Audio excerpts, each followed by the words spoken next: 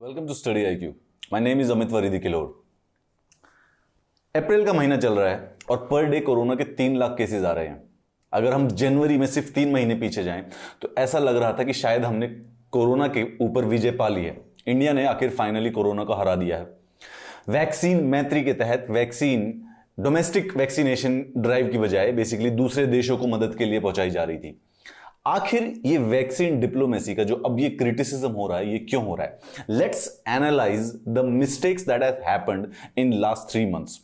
कहीं ना कहीं पर कोई ना कोई रिस्पॉन्सिबल है। The buck has to stop somewhere. Somebody needs to be accountable of the pandemic right now raging in the country. उसको पॉइंट बाय पॉइंट डिस्कस करते हैं कि जब जनवरी में सिर्फ 10,000 केसेस पर डे आ रहे थे और वहां तक वापस में अप्रैल में 3 लाख केसेस का जो सफर है वो कैसे हुआ। मोर इंपॉर्टेंटली, अब जो ऑक्सीजन की कमी के कारण जो पर डे के हिसाब से कोई ना कोई डेथ हो रही है, who shall be responsible and accountable for that? Government या फिर जो लोगों की केयरलेसनेस है उसकी वजह से? चलिए पूरा का पूरा डिस्कस करते हैं। इंडिया की कोरोना केसेस सर्ज हो रहे हैं। We all know that. Per day के हिसाब से आप डेटा पढ़ रहे होंगे। 2.5 लाख, 3 लाख, अब 3,50,000 पर जा चुका है and it is still increasing. ये कुछ दिनों बाद 4 लाख पर डे भी हो जाएगा। इसमें जो ये वैक्सीन डिप्लोमेसी हुई थी, अर्थात हमारे यहां पर जो वैक्सीन मैन्युफैक्चरर हो रही थी उसको बेसिकली दूसरे देशों को भेजना मदद के तौर पर, उसके क्या फायदे थे, क्या नुकसान थे? अभी रिसेंटली जो सीरम इंस्टीट्यूट ऑफ इंडिया के सीईओ हैं, उन्होंने कहा, उन्होंने यूएस प्रेसिडेंट से अपील की है against ingredient export ban.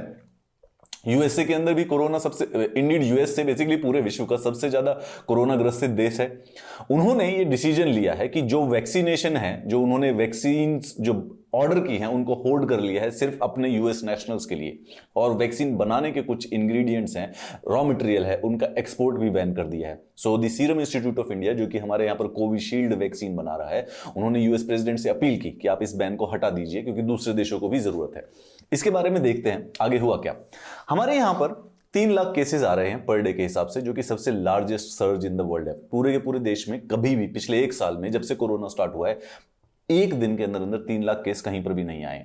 Now India obviously has the largest surge, but in last year it was also with the largest heart. क्यों? देखिए, पहले इंडिया ने लास्ट ईयर, जब पूरे के पूरे विश्व को जरूरत थी, Indian United States of America को भी जरूरत थी, उन्होंने बैन हटा दिया था HCQ, हाइड्रोक्लोरोक्विनिन। ऐसी कुछ दवाइयां हैं जो कि बेसिकली माना जाता है कि कोरोना पेशेंट्स को फायदा करता है। एग्जैक्टली पूरा साइंटिफिक नहीं है, लेकिन जो सिम्टम्स हैं उनको कम करने में मदद करता है, जिसमें से एक थी हाइड्रोक्लोरोक्विनिन। वो बेसिकली भारत मैन्युफैक्चरर करता है। उसको स्टार्टिंग में कोरोना में जब लॉकडाउन लगा था तो उसके एक्सपोर्ट पर बैन लगा दिया था, लेकिन फिर दूसरे देशों की मदद के लिए वो एक्सपोर्ट बैन भी हटा दिया गया था ताकि दूसरे देशों के पास ये दवाइयां पहुंचाई जा सके। Sending medical teams to the neighbourhood. Starting में हमने पूरे लास्ट ईयर जो भी हमारे साउथ ईस्ट एशिया के जो देश है या फिर जहां पर भी कभी जरूरत पड़ी, हमने कई सारी मेडिकल टीम्स भी भेजी हैं उनको जो कोरोना के केसेस हैं उनसे कोप अप करने के लिए। And then we also started very very popular vaccine Maitri programme. हमने देश के पूरे विश्व के 95 से भी ज्यादा अधिक देशों को vaccine basically as a gift दी है, कई बार किसी को ग्रांट दिया है, कुछ कमर्शियल एक्सपोर्ट्स हुए हैं, कुछ हम ग्लोबल कोवैक्स फैसिलिटी का जो पार्ट है उसके अंदर जो हमारी कमिटमेंट्स थी उसके अंदर हमने बड़ी सारी सी वैक्सीन दी हैं। वैक्सीन मैत्री प्रोग्राम के बारे में एक बार पहले समझ लेते हैं। वैक्सीन मैत्री प्रोग्राम में भारत ने टोटल 66 मिलियन यानी कि अराउंड 6.5 करोड़ के करीब जो वैक्सीन की डोजेज हैं वो 95 से भी ज्यादा कंट्रीज को भेजा हुआ है। अब इसके अंदर से 10 मिलियन ग्रांट है, यानी कि एज ए गिफ्ट है इंडिया की तरफ से, हमने उनसे पैसे नहीं लिए। 20 मिलियन यानी 2 crore as a part of global Covax facility. अब कोवैक्स एक बड़ी सी सारे के सारे इंटर कंट्रीज की एक संस्था है, तो उसके अंदर कमिटमेंट थी जिसमें हमें 2 करोड़ देने थे जो यहां पर मैन्युफैक्चर होगी, वो हमने दी। फिर वो उसके बाद नीडी कंट्रीज को डिस्ट्रीब्यूट कर देते हैं कोवैक्स फैसिलिटी के द्वारा। And then the rest 36 million यानी कि 3.5 crore were the commercial exports. बाकी सारी हम जब इसको न्यूज में पढ़ते हैं तो वैक्सीन मैत्री, वैक्सीन डिप्लोमेसी की तरह पढ़ते हैं। वहां पर उसमें यह नहीं बताया जाता है कि आधी जो 3.5 करोड़ थी देवर जस्ट कमर्शियल एक्सपोर्ट्स। अब यहीं पर इस कंपैरिजन के साथ यह भी देखिए कि सिर्फ भारत ही वैक्सीन मैत्री नहीं कर रहा है, चाइना ने 80 मिलियन 8 करोड़ से भी ज्यादा डोजेज 60 कंट्रीज को भेजी हैं, और यूरोपियन यूनियन ने भी 113.5 मिलियन डोजेस टू 43 कंट्रीज को भेज चुके हैं, यानी कि अराउंड 11 करोड़ से भी ज्यादा डोजेस भेजी है। परंतु यहां पर एक इंपॉर्टेंट बात समझने की जरूरत है कि चाइना ने वैक्सीन तब भेजना स्टार्ट किया था जब उनके वहां पर सारा का सारा पैंडेमिक कंट्रोल हो चुका था, ना कि पहले से ही बेसिकली कोई डिप्लोमेसी के अंदर उन्होंने कोई स्टेप्स लिए थे। And similarly when we talk about the European Union ने माना 113.5 मिलियन डोजेस दी हैं, but European Union consist of 27 countries and उनकी जो बहुत सारी डोजेज हैं वो कोवैक्स फैसिलिटी के अंदर जो कमिटमेंट्स हैं उनके अंदर दी। Now this actually raises a question जो कि हम बात करेंगे कि हमने कमर्शियल वैक्सीन एक्सपोर्ट्स क्यों किए थे।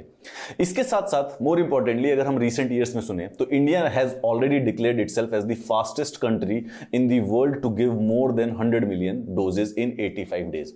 मतलब कि हमने 10 करोड़ वैक्सीनेशन दी थी 85 दिन के अंदर अंदर, 3 महीने के अप्रोक्सीमेटली। लेकिन एक बात और जरूरी समझिए कि जो ये 100 मिलियन डोजेज हैं, आप जानते हैं कि कोवैक्सीन और कोविशील्ड जो वैक्सीन है वो 2 डोजेज की वैक्सीन है, राइट। तो यानी कि 100 मिलियन यानी 10 करोड़ है, लेकिन ये जो 2 डोजेज हैं वो सिर्फ और सिर्फ अराउंड 1.5 करोड़ लोगों को ही मिली है, बाकी जो 8.5 है उनको एक ही मिली है। तो अच्छी तरीके से जो फुल प्रोटेक्शन मिली है वो सिर्फ 1.5 करोड़ लोगों को मिली हुई है। It is continuing now. USA ने 10 करोड़ लोगों को वैक्सीन करने में 89 डेज लिए थे, चाइना ने 102 लिए थे। अब चाइना और इंडिया तो कहीं ना कहीं पे कंपैरेटिवली है भी, कंपैरिजन भी किया जा सकता है, परंतु यूएसए भारत से कंपैरेटिवली नहीं है। यूएसए की जो पूरी पॉपुलेशन है वो है 35 करोड़ के करीब, ठीक है, 35 करोड़ की उसकी पॉपुलेशन है। हमारी यहां पर 135 करोड़ है, 135 में से सिर्फ 10 करोड़ वैक्सीनेट हुए हैं, उन्होंने 35 करोड़ में से 10 करोड़ वैक्सीनेट किए हुए हैं। इस बात को भी जानकारी रखनी चाहिए।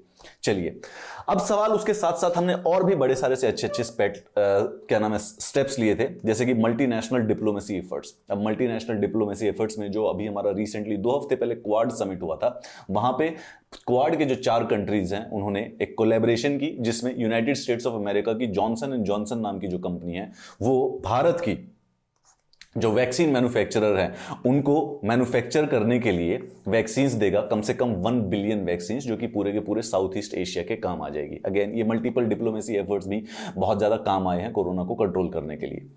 The question here is that कि हमें इंडिया और यूएसए के जो कोविड को कंट्रोल करने के जो एफर्ट्स हैं उनका कॉन्ट्रास्ट देखना चाहिए। अभी रिसेंटली यूएसए ने एग्जीक्यूटिव ऑर्डर्स का यूज करके और डिफेंस प्रोडक्शन एक्ट का यूज करके जो कोविड प्रोडक्शन, जो वैक्सीन प्रोडक्शन है उसको सिर्फ और सिर्फ अपने सिटीजन्स के लिए रख दिया है प्रायोरिटी पर। इंडीड उन्होंने 35 करोड़ जो कि उनके सिटीजन्स हैं उनसे कहीं ज्यादा, तो उनको टोटल 70 करोड़ वैक्सीन की जरूरत है, लेकिन उनसे भी कहीं ज्यादा उन्होंने एक्सपोर्ट या उन्होंने जो ऑर्डर्स दिए हैं उनको कंफर्म कर लिया है, और जो रॉ मटेरियल है उसको भी बैन कर दिया है, ताकि पहले यूनाइटेड स्टेट्स ऑफ अमेरिका के जो सिटीजन्स है उनको वैक्सीनेट किया जा सके, so that the pandemic in the country can be controlled. यहां पर ये जानने की जरूरत है कि USA has been the worst affected country by the pandemic. सबसे ज्यादा जो डेथ्स हुई है, more than 5 lakh death related to the Covid happened in the United States of America. इन्होंने जो बिडेन एडमिनिस्ट्रेशन है उन्होंने कहा कि they have to vaccinate Americans first. Biden administration on India's call for lifting embargo on export of vaccine raw materials. जब serum institute of India के CEO ने जब US president को अपील की कि आप वैक्सीन के ऊपर जो रॉ मटेरियल का जो एक्सपोर्ट बैन लगा हुआ है आप उसको हटा दीजिए, Joe Biden administration have said that we will vaccinate the Americans first on priority, और उसके बाद फिर हम देखते हैं कि कुछ स्टेप्स ले सकते हैं या नहीं ले सकते। This is a very specific contrast between India and United States of America. यहां पर गवर्नमेंट क्यों इस समय डिप्लोमेसी को, जो ये वैक्सीन डिप्लोमेसी है, इसके अगेंस्ट क्रिटिसिज्म फेस कर रही है। पहले तो सबसे पहले for not anticipating the current crisis and sending out the wrong message internationally that India did not need the help. सबसे पहले जो आने वाला क्राइसिस था उसको एंटीसिपेट नहीं किया। इंडीड जनवरी 2021 29 जनवरी को डेवोस जो फोरम होता है, जो कि वर्ल्ड इकोनॉमिक फोरम के द्वारा कराया जाता है, वहां पे प्रधानमंत्री नरेंद्र मोदी जी ने स्पीच में कहा था कि we the country has won the war against the Covid, और सेम बात को उन्होंने अगले हफ्ते पार्लियामेंट में भी रिपीट किया था। उस समय देश में 11,000 केसेस पर डे के हिसाब से आते थे और अराउंड 1.5 लाख के करीब एक्टिव केस थे। आज वो बढ़कर 3 लाख पर डे और बहुत सुपर तेजी से इंक्रीज हो रहे हैं, अराउंड 3.5 लाख, और मतलब एक दिन में 25-30 हजार एक्स्ट्रा हो जाते हैं। तो पिछले दिन 3 था, अगले दिन 3.25 है, अगले दिन 3.5 है, एंड इस समय 24 लाख से भी ज्यादा एक्टिव केसेस हो चुके हैं again these are also fundamentally increasing. तो ये जो फेलियर हुआ है गवर्नमेंट का not to anticipate the upcoming surge और the second corona wave has been one major reasons कि इस समय उनको क्रिटिसिज्म सहना पड़ रहा है। दूसरा, lack of preparation and planning. There is a possibility कि कोरोना के जनवरी में जब केसेस कम हुए थे, फर्स्ट वेव का जो पीक आने के बाद अक्टूबर सितंबर के बाद नीचे घटना स्टार्ट हुआ, लोगों के अंदर केयरलेसनेस और गवर्नमेंट के अंदर कॉम्प्लिसेंसी आ गई। वहां पर जो इलेक्शंस हमारे 5 स्टेट्स में और एक यूनियन टेरिटरी में चल रहे हैं, उनकी कैंपेनिंग के द्वारा जहां पर लार्ज ग्रुप्स को गैदर किया गया, उसके बाद कुंभ मेले की जो मैनेजमेंट थी, जिसको अब माना जा रहा है कि वो one of the biggest hotspot, corona hotspot in the world शायद है, क्योंकि अगर कोरोना जैसे कुंभ मेले का एक जो कॉन्ग्रीग्रेशन होता है, वहां पर एक दिन में जो शाही स्नान होता है इंपॉर्टेंट डेज पर, वहां पे 30 लाख से भी ज्यादा लोग एक साथ आते हैं। ऐसी सिचुएशन में वहां पर किसी भी प्रकार की सोशल डिस्टेंसिंग मेंटेन करना पॉसिबल नहीं है, एंड दिस सडनली बिकम्स कि वहां पे एक किसी को भी कोरोना हो जाए तो इमीडिएटली वो बहुत तेजी से सबको फैल सकता है। These things, the lack of preparation and planning are now causing the criticism of the government. Kumbh मेले की मैनेजमेंट और ये एंटिसिपेट करना कि ऐसी जो पॉपुलेशन अगर एक जगह पर होगी तो वहां पर कोविड हॉटस्पॉट बनने की बहुत संभावना है, has been a failure on the government's part. Indeed Kumbh मेले के अगेंस्ट किसी प्रकार का जो क्रिटिसिज्म भी होता है, उसको भी गवर्नमेंट किसी न किसी बहाने से डिफ्लेक्ट कर देती है। Then the more important come is that कि नॉट लेवरेजिंग, एक और जो तीसरा क्रिटिसिज्म है वो ये है कि not leveraging its strength to ramp up hospital bed, strength pharma supplies and the oxygen production, for not asking for imports and not halting exports like pharma and oxygen that are needed most। पिछले साल 25 मार्च 2020 को एक lockdown लगाया गया था 3 हफ्ते के लिए, जिसमें आशा की जा रही थी कि जो कोरोना की चेन है, संक्रमण की चेन है, वो टूट जाएगी और कोरोना पूरा का पूरा कंट्रोल में आ जाएगा। ये नहीं हुआ। उसके बाद उस लॉकडाउन को 4 से 5 बार कंटिन्यू भी कराया गया, तो अप्रोक्सीमेटली 49 डेज का लॉकडाउन था मोर और लेस। वो 49 दिन एक्सपर्ट्स कहते हैं वो बेसिकली जो मेडिकल इंफ्रास्ट्रक्चर है उसको कंसोलिडेट करने के लिए लगाना था, और उसके बाद गवर्नमेंट के पास पूरा 1 साल भी था कोविड के बेड प्रिपेयर करने के लिए, ऑक्सीजन प्लांट्स प्रिपेयर करने के लिए, इस बात की तैयारी करने के लिए कि देश में ऑक्सीजन की कमी ना हो। However the government has failed on all of those fronts. जो कोविड की जो सेकेंड वेव स्टार्ट हुई थी उसके जो साइंस थे, अगर हम ग्राफ पे प्लॉट करें तो उसके साइंस हमारे फरवरी के लास्ट जो फ्यू वीक्स थे उसके अंदर नजर आने लग गए थे। From the expert or from the government or from the anyone side, people could have gauged कि basically this is at the beginning of the second corona wave. However, those signs were actively ignored by the government. अब सवाल ये उठता है कि जो vaccine Maitri programme था वो उसी समय स्टार्ट हुआ जब डोमेस्टिक वैक्सीनेशन प्रोग्राम भी स्टार्ट हुआ था। Almost same to same mid जनवरी में दोनों के दोनों प्रोग्राम इकट्ठे स्टार्ट हुए थे। इंडिया ने इस समय 11.3 मिलियन डोजेस दी हैं। अगेन यहां पे मैं फिर दोबारा से याद दिला देता हूं, 11.3 मिलियन डोजेस मिली हैं, लेकिन 2 डोजेस जिन लोगों को मिली हैं उनकी संख्या ज्यादा से ज्यादा 1.5 करोड़ से लेकर 2 करोड़ तक है। बाकी जो 8-9 करोड़ डोजेस है वो सिंगल ही मिली हुई है, उनको अभी दूसरी दी जाएगी। 66 मिलियंस जो एक्सपोर्ट की हैं, जिसमें से सिर्फ 3.5 मिलियन, ये जो 113 मिलियन की दी गई है, ये कितने दिनों में दी है? ऑलमोस्ट अप्रोक्सीमेटली 90 डेज में। ठीक है, अब उस हिसाब से 66 मिलियन में से जो 3.5 करोड़ जो कि कमर्शियल एक्सपोर्ट्स थे, ना कि ग्रांट थे, ना ही कोवैक्स फैसिलिटी की ग्लोबल कमिटमेंट के अंदर थे, those vaccinations could have been more than necessary for a month of vaccination in India. अब हालत ये आन पड़ी है कि जो भारत पिछले 3 महीनों में एक्सपोर्टर ऑफ वैक्सीन था, is now asking for the import of the vaccine. जैसे कि अभी भारत ने इमीडिएटली इमरजेंसी अप्रूवल दिया है स्पुतनिक 5 को, and then we are also looking at the other vaccine candidates कि ये बन सके। This raises a question to you and to me and to everyone कि बेसिकली इस सिचुएशन में किसकी अकाउंटेबिलिटी है। Now government has presented its own defence in it. Government कहती है कि India can not ask the world for help for vaccine supplies if it is not willing to export its own product to help others। मतलब कि हम दूसरों से help नहीं मांग पाएंगे अगर खुद हमारे यहां पर जो प्रोडक्ट बन रहा है अगर हम वो दूसरे लोगों को नहीं देखें। सो इट इज नेसेसरी कि हमें वैक्सीन डिप्लोमेसी में इंडल्ज होना चाहिए ताकि जब हमें जरूरत पड़े तो हम उनसे हेल्प मांग सके। But there are counter arguments to this. One of the counter arguments is this, that after United States of America, India has the highest number of cases. First, India has highest number of new cases. India has highest number of active cases after USA, and India has highest number of deaths after United States of America. India की जो population है वो almost 1.3 billion है. 1.3 billion is like 1/6 of the whole humanity. अगर India खुद अपने citizens की help कर ले, it will take large load of the global pandemic worry. पूरे के पूरे कोरोना के साथ ये बात समझ के रखिए कि जब तक पूरे विश्व में कोरोना कंट्रोल नहीं होगा, कोरोना बेसिकली ह्यूमैनिटी से जाएगा नहीं. It will remain a threat. Hence if India actually focuses on its own population, तो it would be a much more larger help to the world than sending them vaccines. जब हम हवाई जहाज में होते हैं और अगर वहां पर ऑक्सीजन की कमी हो जाती है तो हवाई जहाज के ऊपर से ऑक्सीजन मास्क गिर जाते हैं. एक बहुत इंपॉर्टेंट इंस्ट्रक्शंस होती है वहां पर. अगर आपके साइड में एक ओल्ड आदमी है, एक ओल्ड लेडी है और आपके साइड में एक छोटा बच्चा है, 6 साल का, 7 साल का, 10 साल का, और आप यहां पे बीच में बैठे हैं. अब अगर ऊपर से ऑक्सीजन की कमी के कारण मास्क गिर जाए तो आप सबसे पहले ऑक्सीजन का मास्क किसको पहनाएंगे? किसी भी सिचुएशन में अगर आप किसी और को, चाहे बच्चे को, चाहे किसी लेडी को, चाहे किसी ओल्ड मैन को, अगर वो मास्क पहनाने की गलती करेंगे तो वो बड़ी मिस्टेक होगी. ऐसे में कहा जाता है कि सबसे पहले आप मास्क खुद पहनिए, क्योंकि अगर आपने मास्क नहीं पहना, खुद बेहोश हो जाओगे, खुद की भी मृत्यु होगी और बाकी 3 जो कि डिसएडवांटेज है किसी भी सिचुएशन में, उन तीनों की भी हो जाएगी. So it would be stupid to not help yourself first then actually trying to gain the moral standing.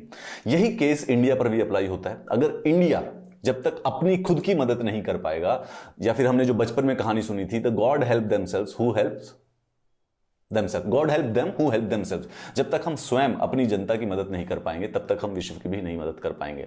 Now this has created a very major situation in the sense it is one of the greatest health emergency that country has ever faced. इस समय सबसे पहले आपने एक cases पे ये कई सारे न्यूज सुने होंगे. 24 COVID-19 patients in Nasik died without oxygen as the gas leaked. Delhi hospitals seek oxygen for 4th day. 25 COVID patients die at Gangaram. ये गंगाराम वाली खबर पे कुछ कॉन्ट्रेरी खबर भी आ रही हैं, जिसमें गंगाराम के कुछ डॉक्टर्स हैं, उन्होंने शायद मना भी किया है कि ये डेथ्स डायरेक्टली ऑक्सीजन उससे रिलेटेड नहीं है. Oxygen shortage, 20 COVID-19 patients die in Delhi Jaipur Golden Hospital. Delhi में हॉस्पिटल का नाम है जयपुर गोल्डन हॉस्पिटल, लेकिन है दिल्ली में. वहां पर 20 लोगों की मृत्यु हुई है ऑक्सीजन शॉर्टेज की वजह से. And there are innumerable of these headlines which you must be seeing. आप सोशल मीडिया पे भी जाएंगे तो वहां पर भी बहुत सारी सी डिमांड है ऑक्सीजन सिलेंडर्स की, कि ऑक्सीजन आप कहीं पे अरेंज करा दीजिए. एंड और इसके साथ साथ देयर आर सेवरल पेशेंट्स जो कि घर पर है. आप जैसे कि कुछ स्टेट्स हैं, जैसे कुछ स्टेट्स पर जो इंडिविजुअल हैं वो लोग इस समय ऑक्सीजन नहीं खरीद सकते due to the oxygen shortage. But the problem is that कि देयर आर सर्टेन पेशेंट्स जो कि घर पर ही रहते हैं और उनको ऑक्सीजन सिलेंडर्स की वहां पर जरूरत पड़ती है. तो social media is also raising up these stories, जहां पे अब इन लोगों को भी प्रॉब्लम आ रही है ऑक्सीजन अफोर्ड करने में. कोरोना के केसेस मल्टीपल हुए हैं. Now there are several reasons contributing to that. Complacency of the government, carelessness of the people, the election campaigning which has been sending a wrong message to the population, the usual religious gatherings जो हो जाती हैं, जो कि उस समय आस्था basically जब विज्ञान से थोड़ी आगे रखी जाती है तो उससे इस प्रकार की कोई प्रॉब्लम समस्या जो क्रिएट हो सकती है वो हो गई है. Then there are social gatherings जिसकी वजह से ये समस्या बढ़ रही है और उसके बाद लोग रूल्स भी फॉलो नहीं करते हैं. This is problem. But the question is here is that where does the buck stop. आखिर लास्ट में इस चीज के लिए रिस्पॉन्सिबल और अकाउंटेबल किसको ठहराया जाएगा? हम ये जानते हैं कि जब कोरोना डिक्लाइन पे था तो क्रेडिट किसको दिया जाता था. ठीक है, क्रेडिट किसी चीज का अगर किसी को दिया जाता है तो अगर सेम चीज फेल हो जाए, सो डज इट मीन कि बेसिकली उस चीज के लिए अकाउंटेबल और रिस्पॉन्सिबिलिटी भी सेम लोगों की है या नहीं है? आप मुझे बताइए, बिकॉज इस चीज पर, because here the lives are at stake, people are dying, our own countrymen are dying basically, and almost 2500 per day, 2500 से भी ज्यादा लोग पर डे के हिसाब से मृत्यु हो रही है.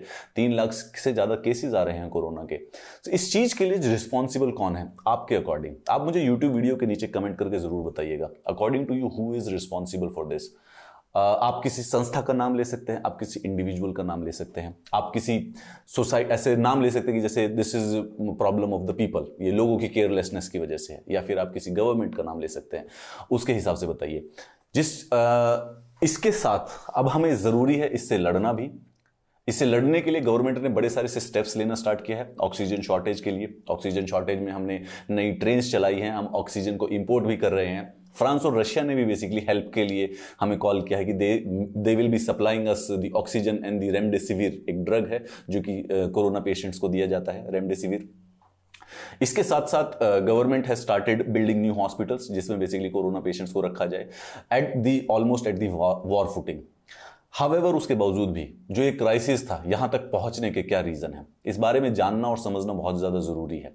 सो फॉर दैट आप इस कॉन्वर्सेशन को स्टार्ट करते हैं। इसके दो तरीके हैं, एक तो आप मुझे यूट्यूब वीडियो के नीचे कमेंट्स करके जरूर बताइएगा who according to you is responsible for this crisis, present crisis in the country. उसके बाद आप मेरे टेलीग्राम चैनल पे ज्वाइन कीजिए, where I will share the PDFs also, ताकि आपको एग्जाम के लिए भी काम आ जाए। And will start this conversation also related to the corona, और आखिर कैसे इस बड़े पैंडेमिक से हम एज ए सोसाइटी बाहर निकल सकते हैं, कैसे एज ए समाज के अंदर इन चीजों से बाहर निकला जा सकता है।